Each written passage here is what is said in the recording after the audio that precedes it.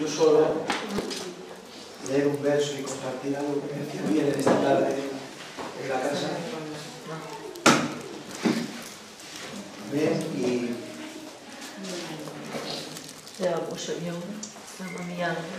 Y espero que nos haga bien y nos haga capacitar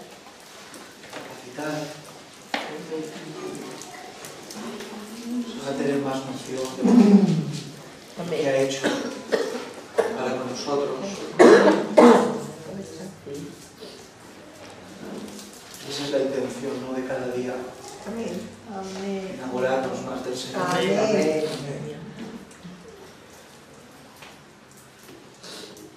Salmo 103.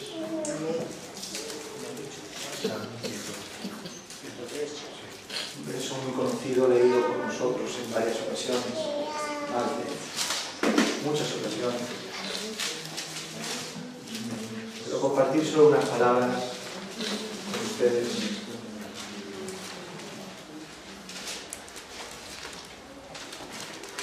El verso 10 y el verso 11. Vamos a ver.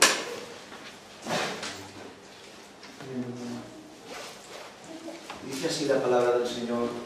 El Señor purifique nuestros labios para leer su bendita palabra. Dice: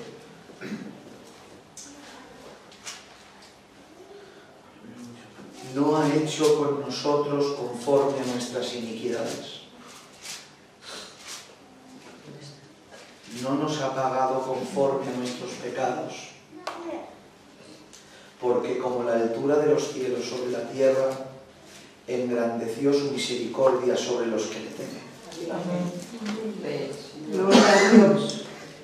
Amén. Es impresionante este texto. Impresionante. ¿Qué hay que decir más? Hay que decir algo más. Hay que interpretar. El Señor lo deja claro. No nos pagó conforme a lo malos que somos. Su misericordia se extendió sobre nosotros de una manera inmerecida. Amén, Señor. Gracia sobre gracia. Y eso nos tiene que mover. Eso tiene que accionar en nosotros algo dentro.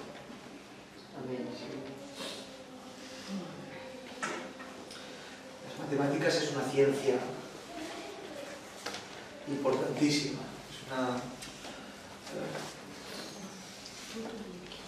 Es una ciencia exacta, es una ciencia. Las matemáticas es algo que, por lo cual dicen los que entienden que se rige todo.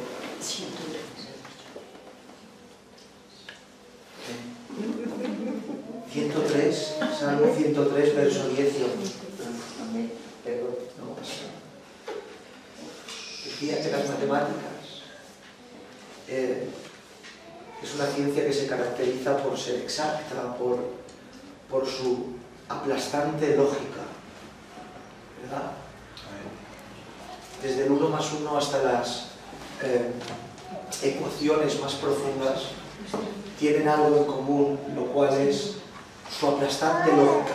Incluso en el caos de las ecuaciones complejas ves la lógica. El que entiende, uno ve un caos, pero uno ve la lógica que tiene esos números que los que no entienden se pierden. Pero las matemáticas tienen eso, exactitud, lógica. El mundo sigue ese mismo patrón matemático de la suma. El mundo se rige por ese patrón matemático de la suma. El mundo suma.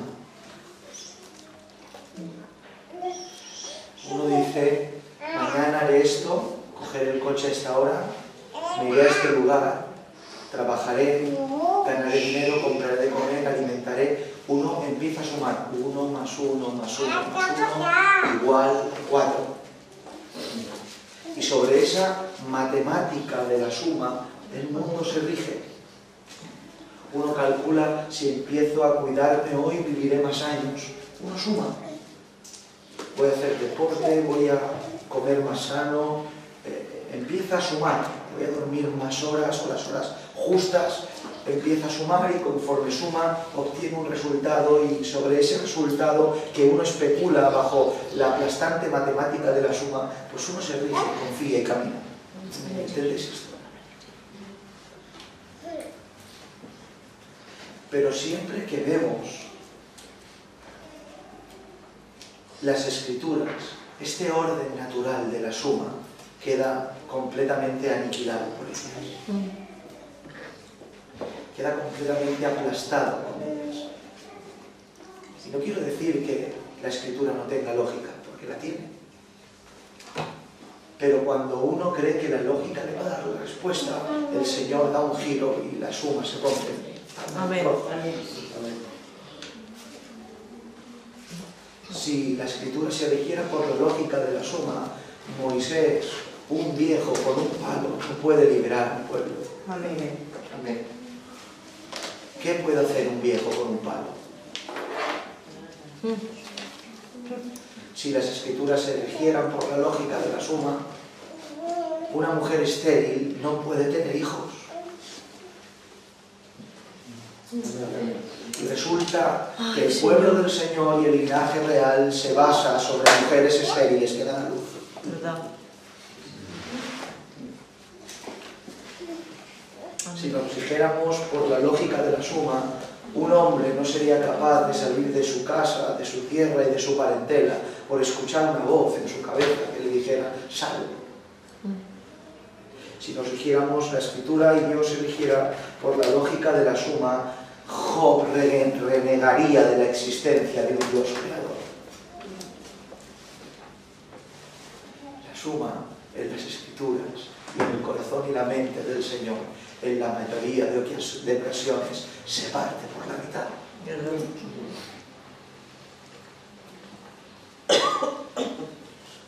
Dicho esto, intentemos hacer una suma. No voy a estar rato. Si me van a ayudar a leer, que no puedo, de verdad, créanme, no puedo con la garganta. Vamos a intentar hacer una suma en esta tarde. La suma es esta. Dios es santo y justo, ¿sí? Amén. El hombre malo y perverso, ¿sí? Amén. La suma de esto que da. La suma de esto da una separación de Dios hacia el hombre, y el hombre queda expuesto a su maldad y por ende destinado a la condenación eterna. Esa es la suma y el resultado, ¿verdad? No hay vuelta de hoja.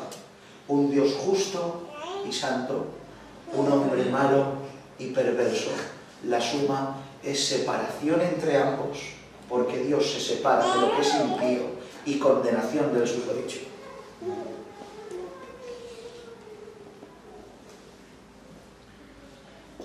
¿Qué significa que Dios es santo y justo? La palabra santo significa apartado, ustedes saben, pero no apartado como lo podemos entender, como si cualquier hombre o mujer podemos ser santos. Él no es santo, Él es el santo. Amén. Por tanto, significa que Dios, a la hora de decirle santo de un modo singular, tenemos que entender que su santidad excede a nuestro conocimiento. Amén. Y esa santidad implica no solo que es santo, sino que es único.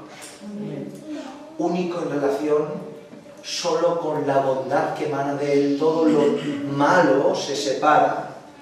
Dios hace esa separación entre lo que no es santo y justo. Y justo tiene que ver con un criterio perfecto a la hora de dictaminar juicio y sentencia.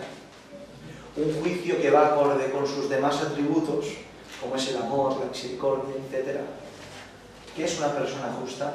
Una persona que sabe discernir lo que tiene delante y a cada cosa le da su importancia, su medida, su beneficio, su castigo. Y Dios es justo por excelencia.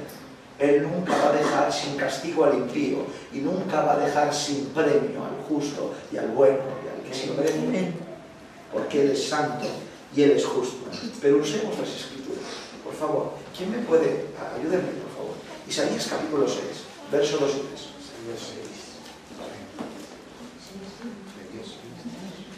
Isaías capítulo 6, verso 2 y 3. Quien lo tenga, por favor, léalo.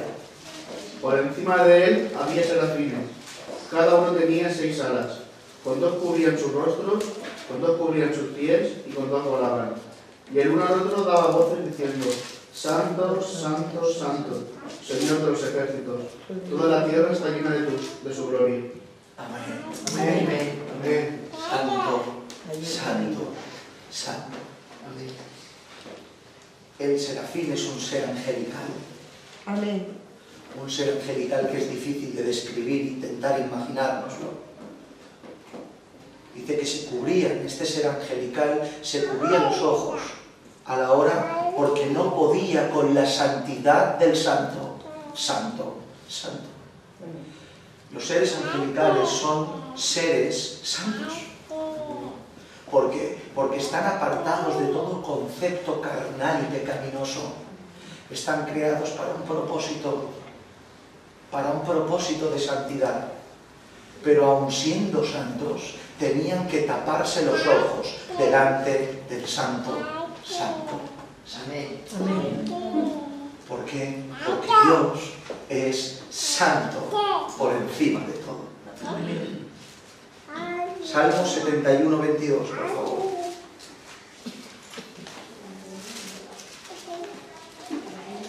Amén. Si vamos así, sí que podré predicar y me llegará la boca. Salmo 71, 22. Asimismo, yo te alabaré con mis instrumentos de salterio. Oh Dios mío, tu verdad cantaré con arpa. Oh Santo de Israel. Título por excelencia del Señor. Uno de los títulos del Señor, ¿cómo se le llama? Dios es el Dios del mundo y Dios es el Dios de Israel. Y el Dios de Israel se le llama al Santo de Israel. Amén. Amén. Por favor, otro, 1 Samuel capítulo 2, verso 2.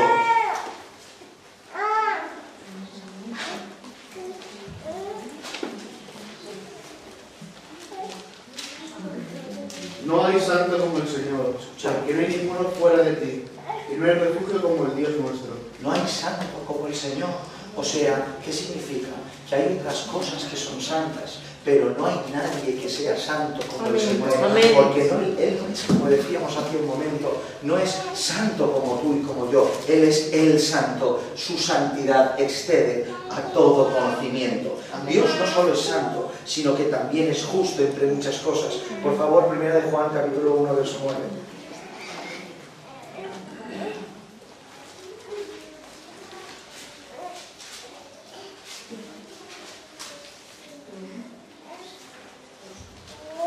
Si confesamos nuestros pecados, Él es fiel y justo para perdonar nuestros pecados y limpiarnos de toda maldad. Él es fiel y ¿qué? Justo. Y justo. Salmos 9:8.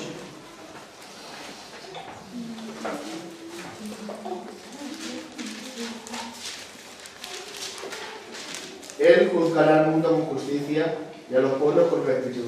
Amén. Amén. ¿Cómo juzgar a los pueblos? Con justicia. Job 8:3.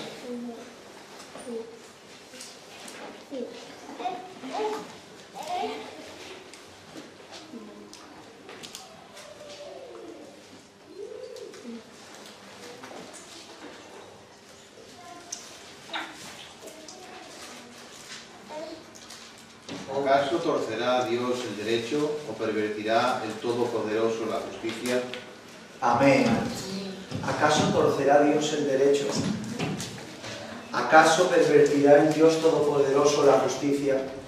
Es imposible que tuerza el derecho, la ley, por cuanto Dios no solo es un Dios santo, sino que es un Dios justo. Permítame un último verso que menciona las dos y es precioso. Apocalipsis capítulo 15, verso 3 y 4.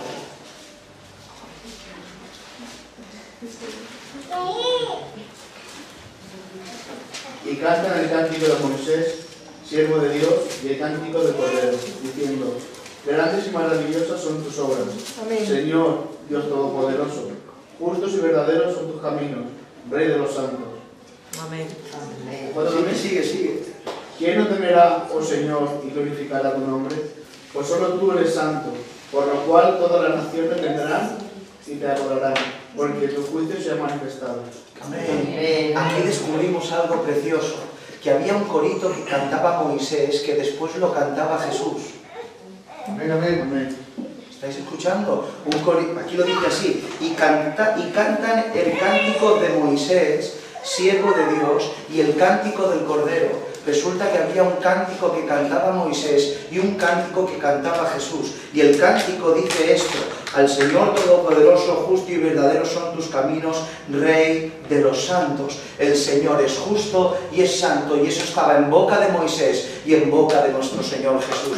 No hay ningún tipo de duda de esas dos cualidades del Señor. Él es justo y Él es santo, ¿sí? Amén. Amén. Amén. Qué coro más hermoso. Amén. Una vez leemos de su santidad y de su justicia, he aquí que la condición del hombre está también expresada en las Escrituras. Salmo 51:5, venga, lo leo yo. He aquí en maldad he sido formado y en pecado me concibió mi madre, dice la Escritura. Romanos capítulo 3, verso 10 al 18, como está escrito: no hay justo ni aun uno, no hay quien entienda, no hay quien busque a Dios, todos se desviaron a una, se hicieron inútiles, no hay quien haga lo bueno, no hay ni siquiera uno, sepulcro abierto es su garganta, con la lengua engañan, veneno de áspides hay debajo de sus labios, su boca está llena de maldición y de amargura, sus pies se apresuran para derramar sangre, quebranto y desventura hay en sus caminos, y no conocieron camino de paz, no hay temor de Dios delante de sus ojos. Y el 3:23 dice: por cuanto todos pecaron y están destituidos de la gloria de Dios. Nuevamente hacemos la suma: Dios es justo, Dios es santo, y el hombre es pecaminoso, perverso, no hay ni uno bueno, no hay nadie que haga lo justo delante de los ojos del Señor. ¿Cómo hacemos para juntar esto? ¿Qué da esa suma? Separación y condenación. Esa es la suma lógica. Los atributos de Dios son indescriptibles y maravillosos, los cuales son merecedores de contemplar. Pero los atributos de Dios no solo son un problema para el hombre. ¿Por qué? ¿Estáis aquí? Amén. No solo son un problema para el hombre, ¿por qué? Porque también son un problema para Dios. Un problema para el hombre porque sus atributos, sumados a mi pecaminosidad, hacen que quede destituido de la gloria de Dios. Pero son un problema para Él. ¿Por qué? Porque yo, en mi condición de pecador, Él, al no poder ir en contra de sus atributos, ¿cómo hace para ir en contra de sus atributos y poder salvarme y justificarme? ¿Entendéis esto? Dice la Escritura en Proverbios capítulo 17, verso 5: el que justifica al impío y el que condena al justo, ambos son igualmente abominación al Señor. Amén. Si Dios establece eso como un mandamiento para la gente, o sea, si a mí me dice Andy, si tú justificas al impío, dice el texto, si tú justificas al impío y condenas al justo, ambos son igualmente abominación al Señor. Si me lo dice a mí, es porque Él en su corazón, en su naturaleza es así, porque Él no lo hace. Por tanto, el Señor entiende por abominación justificar al impío y condenar al justo, ¿sí? Por tanto, si Dios perdona al impío, deja de ser justo.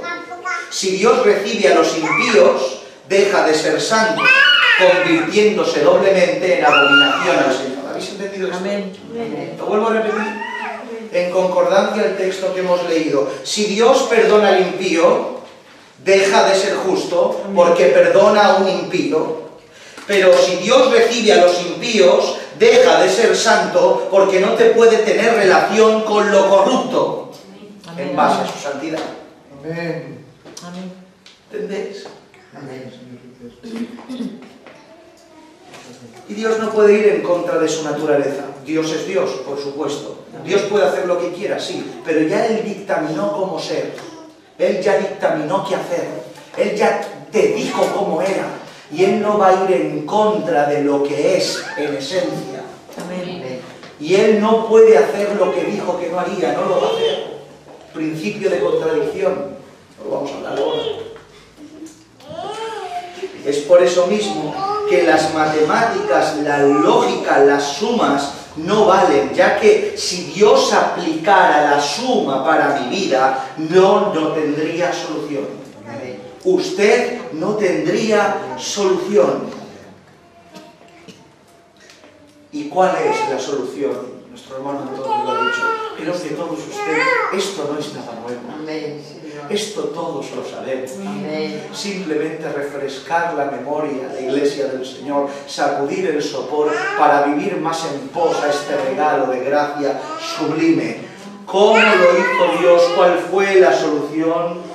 Dios mandó a su Hijo para romper la ecuación. Amén.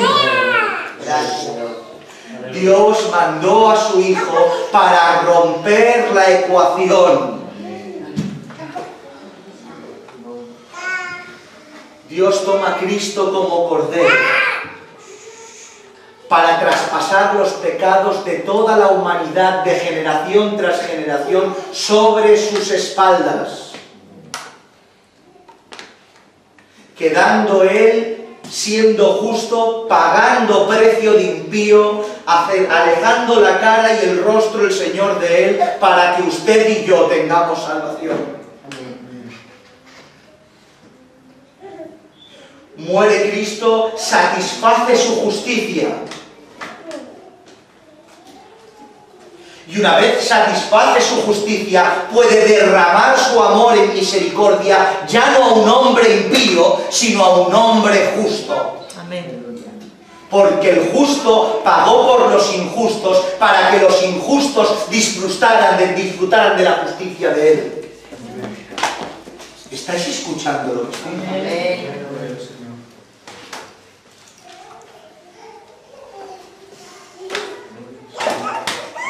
Él nos redimió. Amén. A precio de la sangre de su Hijo. Él nos justificó. Y justificarnos es más que perdonarnos.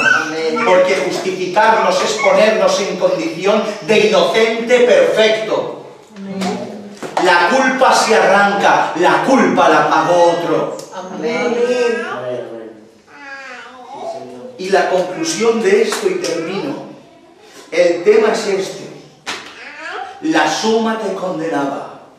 Y Cristo mandó, y Dios mandó a su Hijo, Cristo, para morir por ti y por mí, rompiendo la ecuación, para que tengas opción de salvación. Amén. Siendo pecador, no te pagó conforme a tus obras, sino como desde el cielo a la tierra extendió su misericordia sobre ti. Y ahora la pregunta que yo me hago, ¿cómo puedo vivir yo conforme a los designios de mi voluntad después de recibir tal oportunidad? Sí, Señor. Amén. ¿Estamos aquí, mis hermanos? Amén. Mis hermanas, detrás. Atendedme aquí. El Señor te salvó. Amén. Te salvó a precio de la sangre de su Hijo. Amén.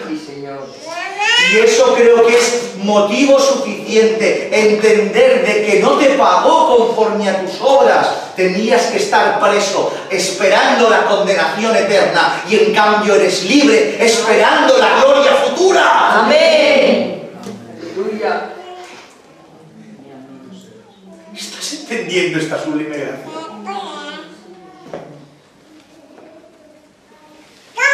Por tanto, es poco lo que hagamos aquí por Él.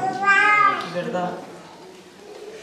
¿Os creéis que los sacrificios y las decisiones que estamos tomando en el Señor, que nos separan del afecto de la familia, del afecto de amigos, son algo? No es nada. No es nada comparable a lo que Él hizo. Es algo que me miren así con la ceja mal o que me... Pero por favor, mis hermanos, es tanto sacrificio abstenerte de lo que es pecado, sabiendo que es pecado. No es tanto sacrificio. No es tanto sacrificio, porque Él murió por ti y no te pagó conforme a tus obras. Y si Él rompe la ecuación por ti, por mí, ¿cómo nosotros no vamos a vivir en consecuencia? Amén. Así es.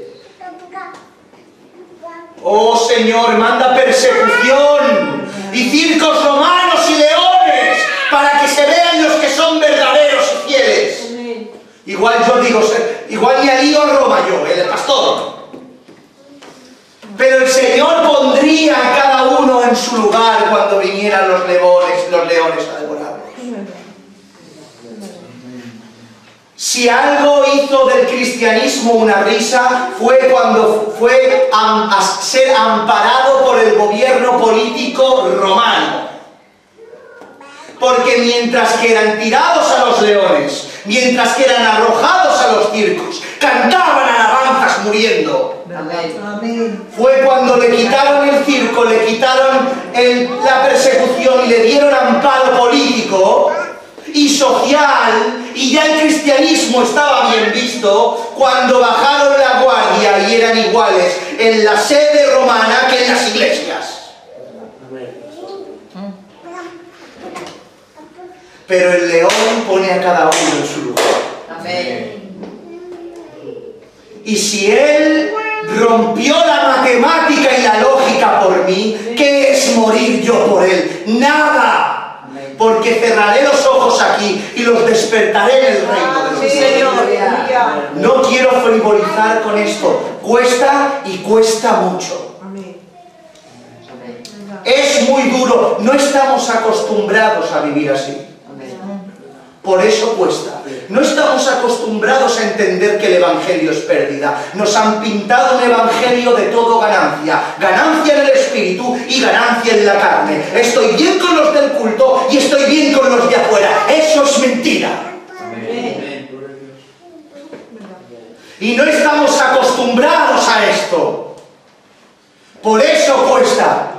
Pero mis hermanos, créeme, no es nada. Lee la historia del cristianismo, lee cómo los hombres morían, lee las escrituras, lee a todos ellos cómo morían por el Señor. ¿Qué estamos haciendo usted y yo? Decir no a 4 cosas. Si el Señor rompe la ecuación por usted y por mí, si no nos pagó conforme a nuestras obras, por favor, mis hermanos, al menos esto mínimo, hagámoslo con todas nuestras fuerzas, Amén. todo nuestro deseo, todo el fogor de nuestro espíritu. Amén.